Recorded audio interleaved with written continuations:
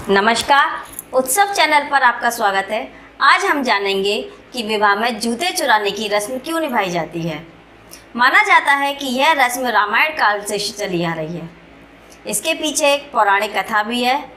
कहा जाता है कि रावण की एक बेटी थी और जिस समय छठी के दिन रावण की बेटी का भाग्य लिखने वह माता आती हैं तो रावण उन्हें पकड़ लेता है और रावण उनसे कहता है कि आपने मेरी बेटी का क्या भाग्य लिखा वह मुझे बताइए। तो वह माता रावण से कहती हैं कि मैंने तुम्हारी बेटी का भाग्य लिखा है, तुम्हारी बेटी का भाग्य बहुत अच्छा है। किंतु सुनते ही रावण परेशान हो जाता है और उनसे इसका कारण जानना चाहता है। तो रावण पूछता है कि आपने ये किंतु शब्द क्यों लिया, क्या कारण है कि आपको ये किंतु कहना पड़ा? क्या मेरी बेटी में कोई दोष है? क्या उसको कोई इसी प्रकार का कोई कष्ट होगा जो आपने ये किंतु कह रही हैं? तो वह माता उससे कहती हैं कि नहीं, तुम्हारी बेटी। तो वह माता रावण से कहती हैं कि तुम्हारी बेटी का भाग्य बहुत अच्छा है, किंतु उसकी शादी एक सफाई कर्मचारी से होगी।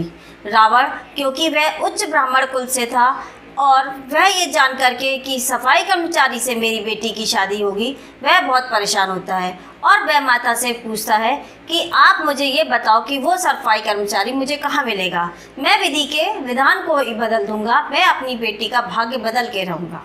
वह माता उससे कुछ नहीं कहती और वह जबरदस्ती वह माता से उस लड़के का पता पूछ लेता है और रावण उस सफाई कर्मचारी के घर में जाता है जहाँ पर कि उस छोटे बच्चे का जन्म हो चुका था।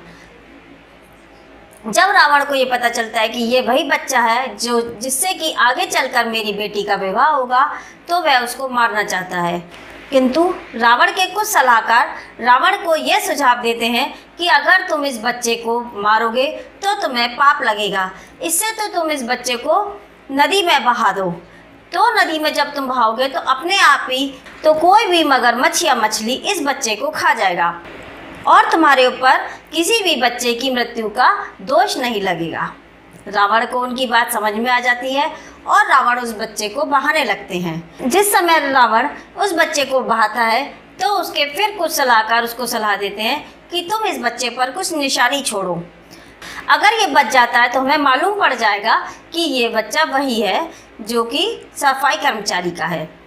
तब कुछ सोच विचार करने के बाद उस बच्चे के दाहिने पैर का अंगूठा काट लिया जाता है और उसको बहा दिया जाता है। संयोगवश वह बच्चा एक राजा के हाथ लगता है और क्योंकि उन राजा के कोई संतान नहीं थी तो वह उस बच्चे को अपने पास पाल लेते हैं। और यही विधि का विधान है, क्योंकि जब रावण की लड़की ब्याहने योग्य होती है और उसका स्वयंवर रखा जाता है तो बड़े बड़े देश विदेश के राजाओं और राजकुमारों को बुलवाया जाता है। तो ये राजकुमार भी उस स्वयंवर में शामिल होने जाता है और नियत समय पर जब राजा की लड़की आती है तो वह इसी राजकुमार के गले में अपनी वरमाला डाल देती है और रावण उसी समय घमंड से कहता है कि देखा, मैंने विधि के विधान को बदल दिया। मेरी बेटी की शादी किसी सफाई कर्मचारी से नहीं बल्कि एक बहुत बड़े राजा के बेटे से हुई है। तो कुछ सलाहकार रावण के वो ये कहते हैं, तुम ये कैसे कह सकते हो कि ये वो लड़का नहीं है? अगर तुमने उस पर क्या कोई निशानी छोड़ी थी? तो रावण कहता है कि हाँ, मैंने उस पर एक निशानी छोड़ी थी, मैंने उसके दाहिने पैर का अंगूठा काट दिया था। तो अब इस बात का कैसे पता लगाया जाए कि ये लड़का वही है?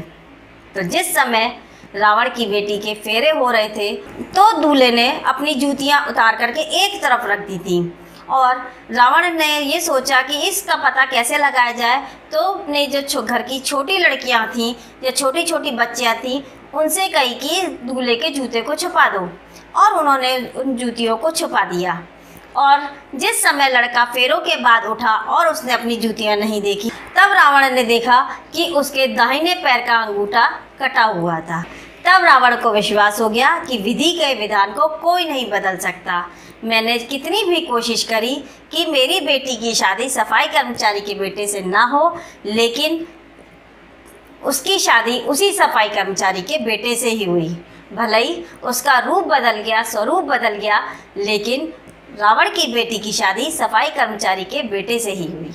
और तभी से जूते चुराने की प्रथा शुरू हो गई और इसीलिए आज भी शादी विवाह समारोह में दूल्हे की सालियों द्वारा जो छोटी छोटी लड़कियां होती हैं वो दूल्हे के जूते छुपाती हैं और उनसे नेक मांग करके दूल्हे के जूते वापस करती हैं। तो यही कारण है कि विवाह में जूते चुराई की रस्म करी जाती है। तो मुझे उम्मीद है इस वीडियो से आपको कुछ जानकारी प्राप्त हुई होगी। अगर मेरी वीडियो से आपको थोड़ी सी भी जानकारी मिलती है तो प्लीज़ मेरी वीडियो को लाइक कीजिए और इस चैनल को सब्सक्राइब कीजिए और जितने भी आपके व्हाट्सएप ग्रुप हैं उसमें इस वीडियो को शेयर कीजिए। तो इस वीडियो को देखने के लिए आपका बहुत बहुत धन्यवाद।